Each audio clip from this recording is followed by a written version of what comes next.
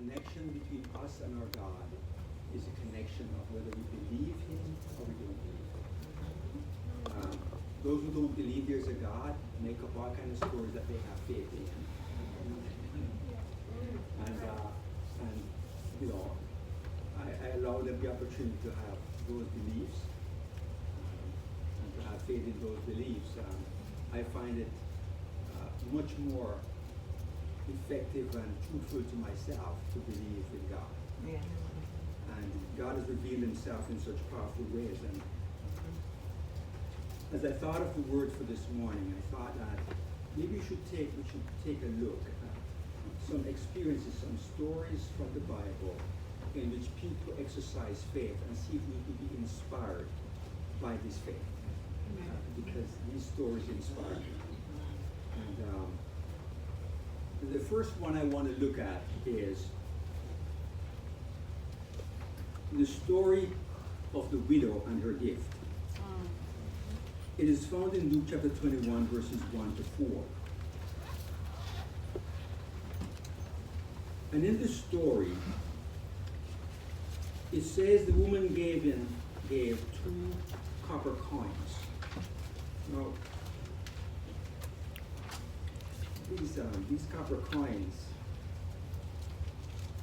were called mitas, nicknamed lepta. And they were given that name because they were so thin. You know, coins were valued not like today. Coins are, money is symbolic of, you know, what they stand behind. Back then, the money was inherent in the coin, or the currency that was there. There's a gold coin that was very expensive. There's a copper coin that was very, and a thin copper coin was. But maybe a better assessment of what this gift was worth. It said that in that day, those 2 copper coins was about 1/60th of a day's wage. Just think about that. 1/60th of a day's wage. Just think about what's minimum wage here in Florida today? $10?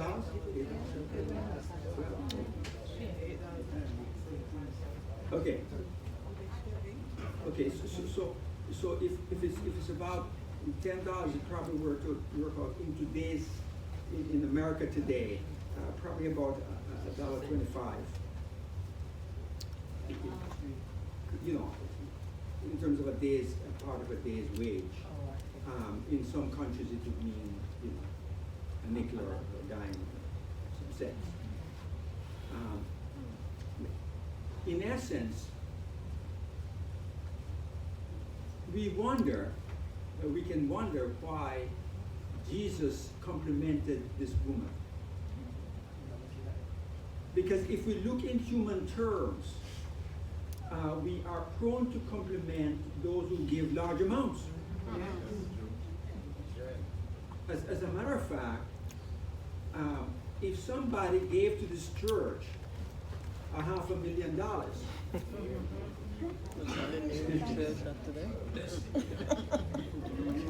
we would be prone to maybe name something after the person. Okay? And we would be disappointed if they didn't want it known what their name was in front of the congregation.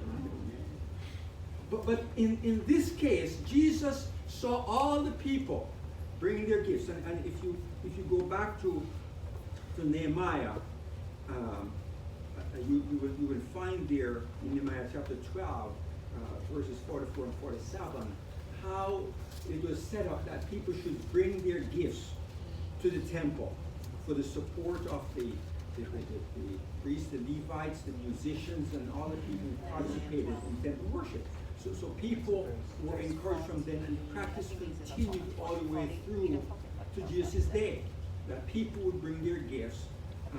And you can imagine that, especially at the time of Jesus, where Jews were living all over the world, the then known world, you know, and they would come up to the Passover, to celebrate and to bring their gifts also that they would give in support, in thankfulness to God in support of the temple. So there were people there with some pretty huge gifts that day.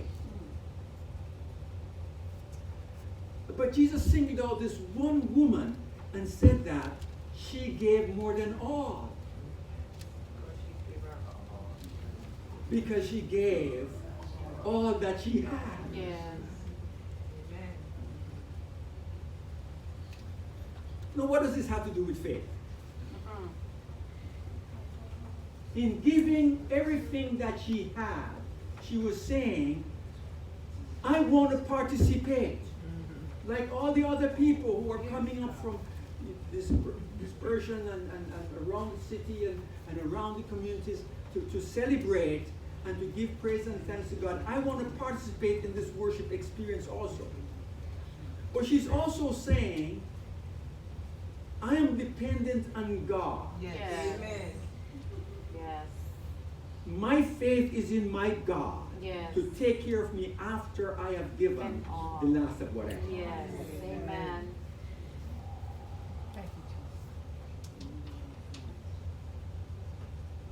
Leah Coca was charged. You remember who he was, head of Chrysler, with leading the fundraising campaign to refurbish the Statue of Liberty. And they wrote many stories about people's giving. He talked about one woman who gave $15,000 and he sent her a thank you note, and she sent another check for $50,000. You know, there were lots of stories about how people rallied to this cause to refurbish the Statue of Liberty. But one writer says probably the most telling of it, of all those gifts, were 78 homeless Vietnamese refugees living in Thailand. They passed the hat around and came up with $114.19 and sent it because they wanted to participate in this effort of refurbishing this iconic symbol of freedom in the world. And probably they were hoping that they would be able one day to enjoy that freedom themselves. And maybe they were inspired because the people taking care of them were American missionaries. Okay? But something moved them. And homeless people passed the hat around. 78 of them. Which means each one gave, on average, just like a go for $1. But they made their contribution. Isn't it wonderful that God sees the heart? Yes. Amen. God sees the heart, and He knows what's inside of us. And He recognizes that. Just the same thing about this woman. She could have dropped her coins in and gone about her business, and he didn't have to say anything about her. But He gave her the gold medal for the day.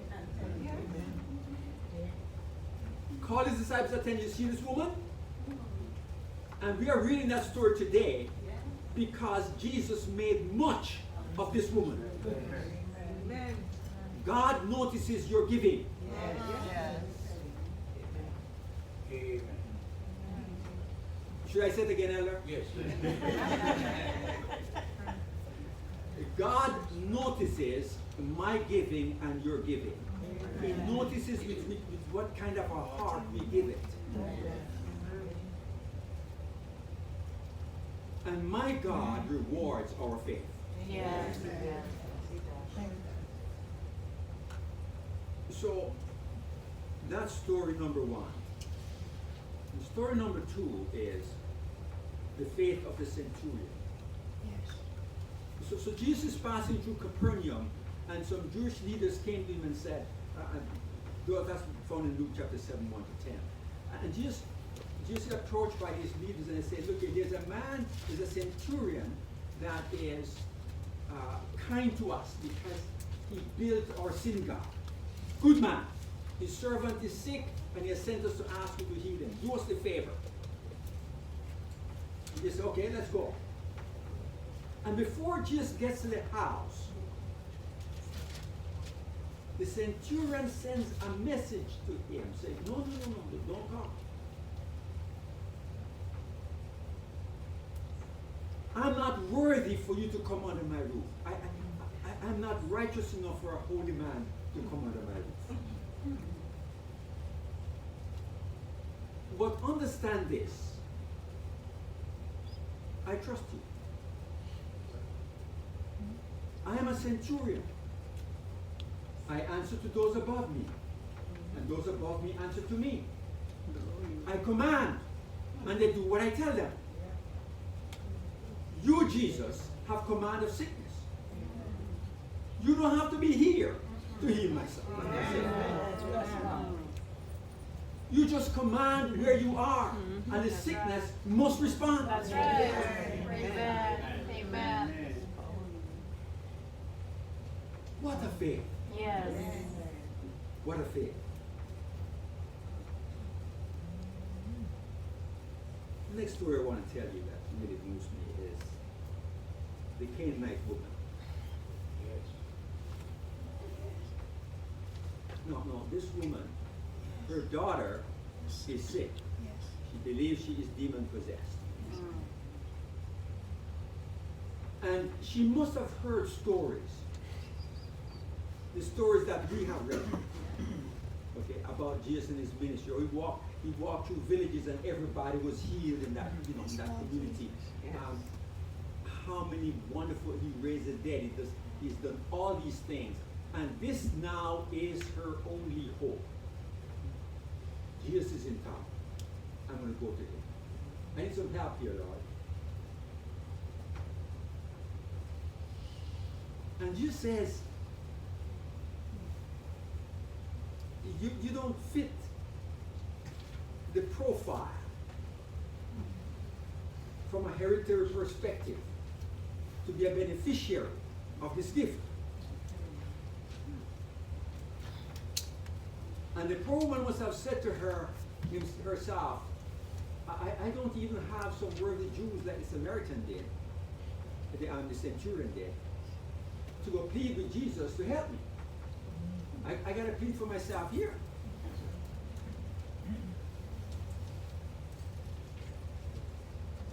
And she says, but even the dogs eat the crumbs that what? Fall from the master's table. I didn't think Jesus had to put her all through all of that to give her the blessing she asked for.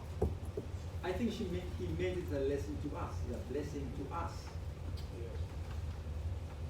For us to realize that there are people who don't come to church the way we come to church. I hope I'm not stepping on anybody's corn here. There are people. Maybe I should tell you about my mother. My father was sick. They took him to the doctor. The doctor said, go home and prepare yourself for the funeral. My mother was not a churchgoer at that time. You know, people grow up, they get married, they get busy. Life takes its toll. Send the kids children to church sometimes, but unless it's a funeral or a wedding, she's home. But when the exigency of that experience pressed upon her soul that night, as she lay beside him in bed, she cried to God. She told me, she said, son, I could not cry in his presence because it would devastate him. So I bit the pillow until the feathers came out in my mouth, my anguish. And I cried to God that night. I said, God, please don't let my husband die until the children pass the worst. Next morning, it looked better. All right. The day after that, he was able to get out of bed by himself. Go sit on the veranda. All right. The doctor is walking down the road, saw him, said, "What are you doing out here?" And he said in a rather, my mother said he used some colorful language because he was so shocked that the man that he saw 2 days before could be in this condition, sitting out on his own volition. All right. He said, just taking some morning sun, doc. 2 weeks he was back to work. Amen. Amen. My father died when I was 24 years old. I finished college and was in the ministry. And I was the one in the womb when my mother prayed for her. What a God! Amen. My mother became a Seventh-day Adventist Christian some 10 years after. But she prayed the prayer of this woman. Lord, I'm not deserving. But I need you. I need you right now. I have 5 children and 1 on the way. My husband is a breadwinner. What am I going to do? I need you. This woman cried, my daughter is sick. I love her. I want the best for her. And there is no way she's going to make it without you, Lord. Amen. Thank you. In a world of plenty that in which we live, oftentimes we are tempted to fix everything ourselves. Yes.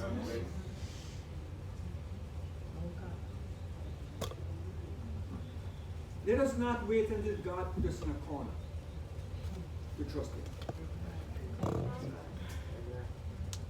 Let us nurture faith.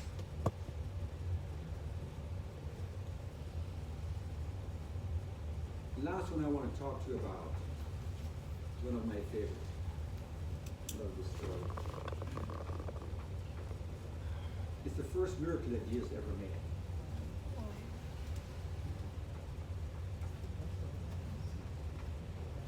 There's a wedding. Jesus has his freshly minted disciples, and they're invited to this wedding. And they go to Cana, and the wedding is going on.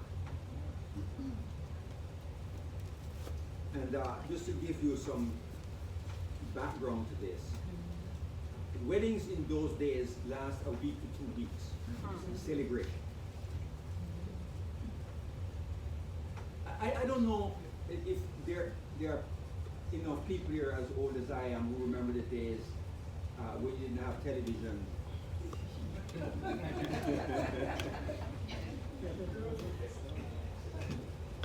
And there were limited stations on the radio.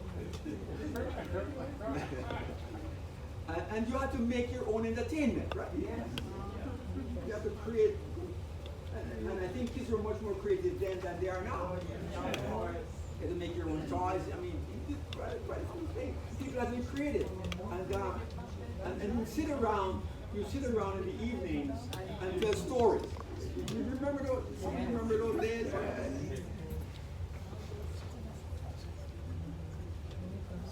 And so you can imagine in a rural community, when there's a wedding, it's an opportunity to fellowship. And they don't want it to end. You know, this is a big thing because we don't have a lot of big things happening in the rural communities. So the weddings usually last, days on end. And usually, it is the responsibility of the groom's family to provide the wine. No, I'm not going to stand here and argue about whether it was alcoholic or non-alcoholic. I won't get into that. Do your own research on that one, okay? But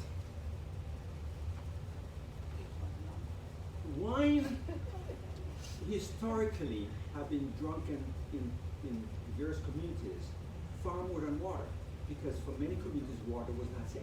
They would get sick. Wine was a sacred drink. And so it was not a pleasant thing for the family for the wine to be out. You didn't make adequate preparation.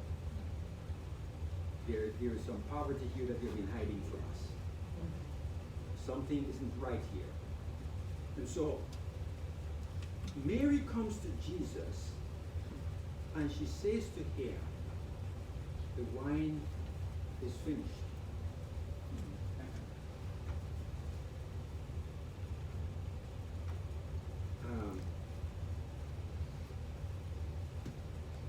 We have no more wine.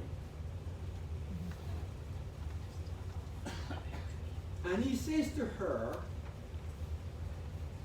why are you troubling me with that? My time hasn't yet come. No, I want to take, as an aside, I want to take just a moment to tell you what I share. This is not Ellen White, this is not a prophet, this is just Patrick talking, right? But you're sharing what I think was happening in Jesus' head, why he said that to Mary. Okay. Jesus knew by this time that he had a divine calling to save humanity. Yes. He had a perspective of where it would take him. But he also knew that the whole plan was at the direction of the Father in heaven. Amen. Amen.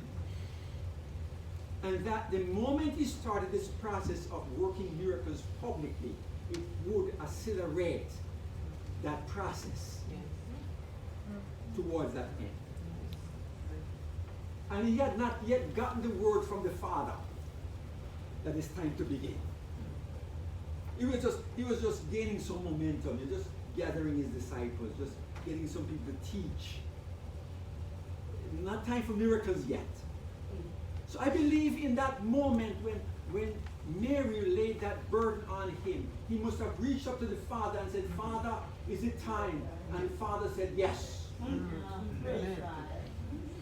It's time. Hallelujah. But the main point I want to leave with you today is this. Mary shared her problem with Jesus. And she left it with him. Hallelujah. Let me read it, verse 4. Woman, why do you involve me? Jesus replied, my hour has not yet come. His mother said to the servants, whatever he tells you, do it.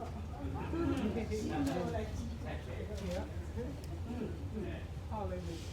So she's saying, I have known you all your earthly life up to this point. I know the kind of man that you are. And I'm giving you this problem. It's a family problem and you're in the family. So whatever way you're going to find to solve it, it's yours. That's right. I'm leaving it with you. That's right. And to make sure that she does all that is within her power to do, she says to the servants, whatever he tells you to do, you do it. That's right. Praise God. Hallelujah. She set him up.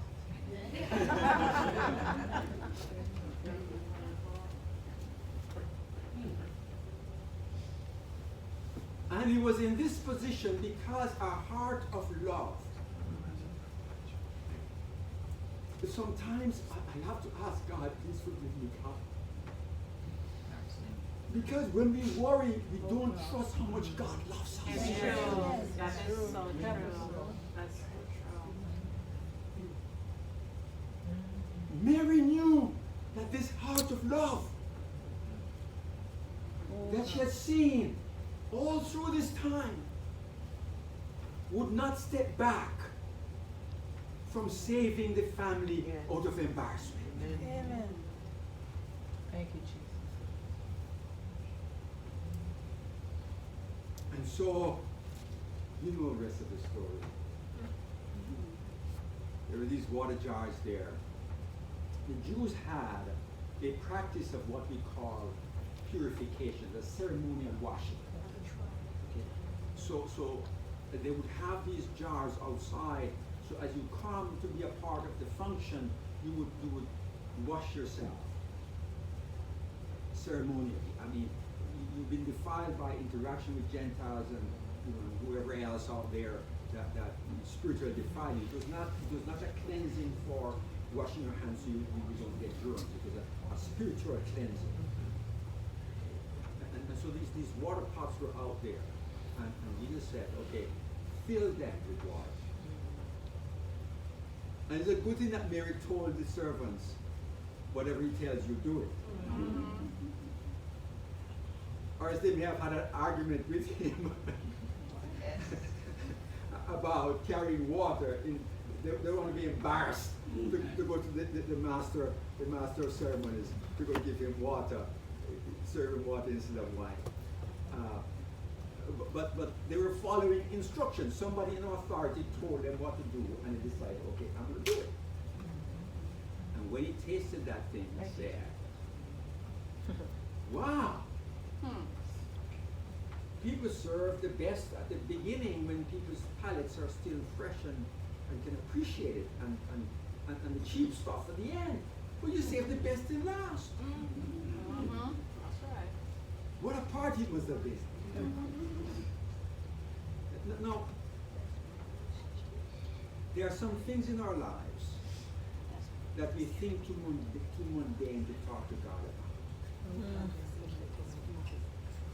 There are some things in our lives that we think that, God is too big, too important, too significant to bother him with these little things. But they're bothering us, sometimes it's eating us out inside.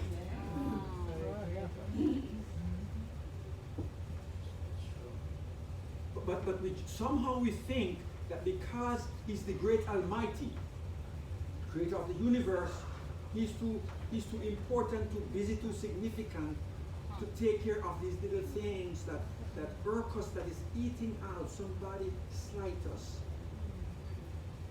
And we feel embarrassed that this person didn't talk to us. Just walk past us like that. What did I do to the person? And it's eating us all day. And the Lord said, give it to me now. Don't let it destroy you. Just give it to me. That's right. I can take care of it. Yeah. I can take care of you. Amen.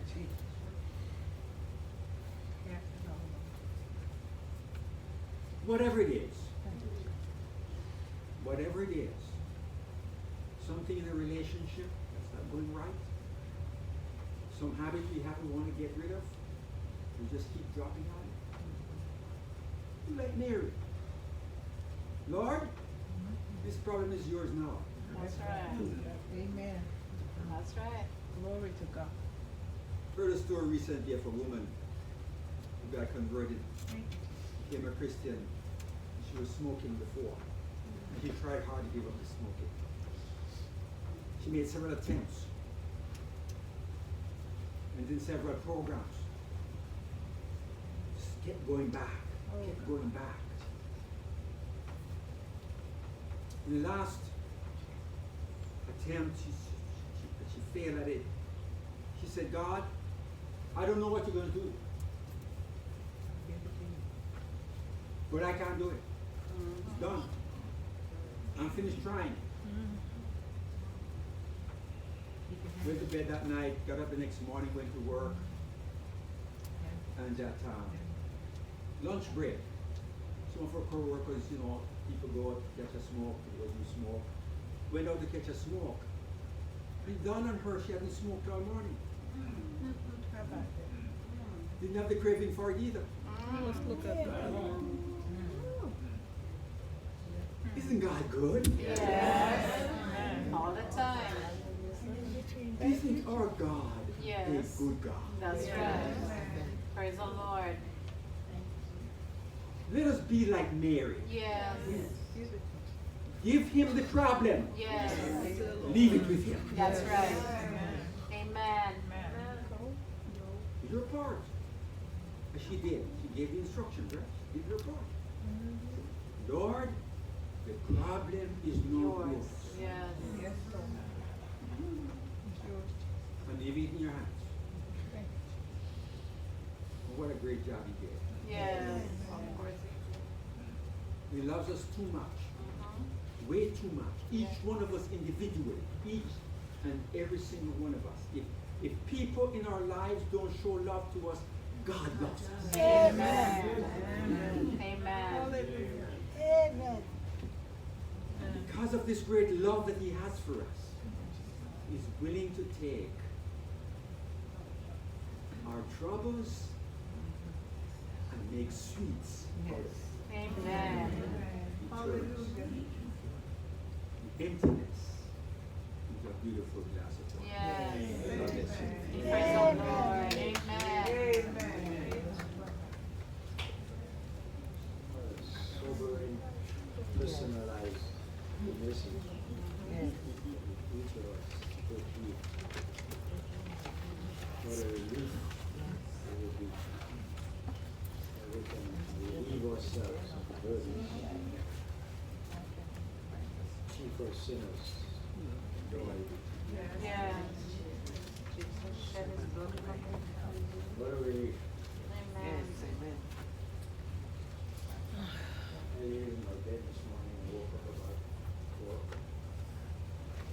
One little story. So many things.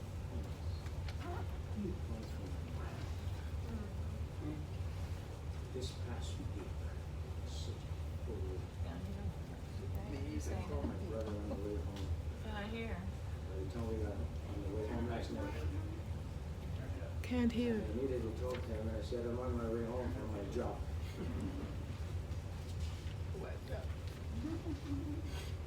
It was an all-day affair. Thursday. And I stayed there this morning, and then I couldn't go back to sleep, thinking about the church's problem, my problem, different.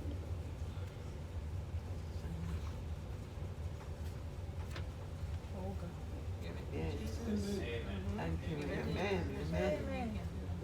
Yes. Amen. Thank you, Jesus. Hallelujah. Thank you, Jesus. Thank you, Jesus. That is not yours, but Let us stand as we sing our closing song. 512.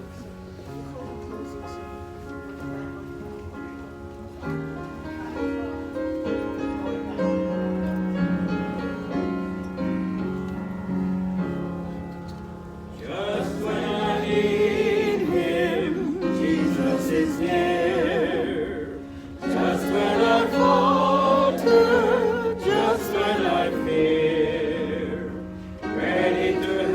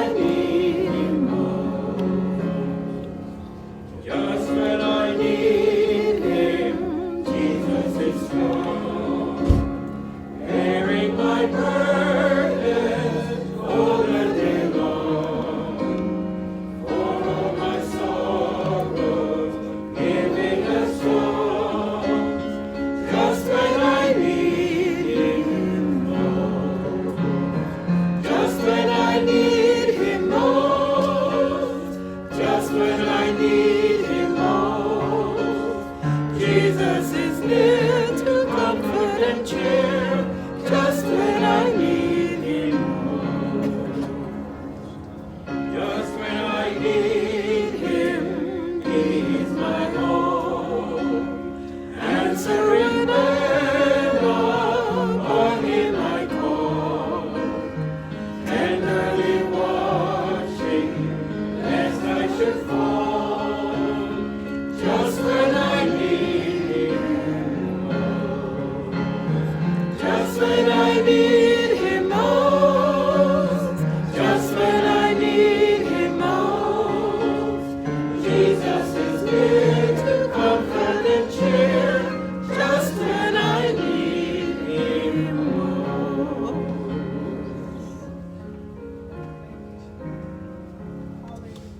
Let's pray. Our Heavenly Father, Jesus, our Creator. Lord, thank you for the message that you sent this morning to let us know not to worry, put our troubles on your feet, to help us to understand that taking those burdens away and trying to fix it ourselves, it won't work.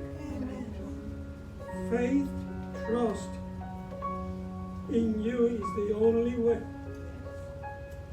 Help us, Lord Jesus, that as we grow into you, believing more in you, we learn to be humble, we learn to have passion for what you have done for us, and trust you is the most wonderful thing that we can do. Come to you and put our burdens on your feet and leave it there, believing that you will take care of it. Lord, thank you for the message this morning.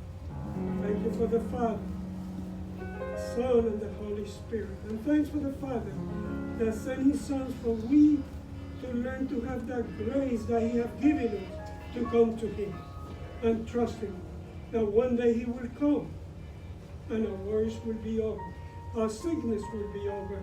No more sadness. Just happy to live with you for eternity, which we don't know what that it is. But we were looking forward, Lord, to see it one day.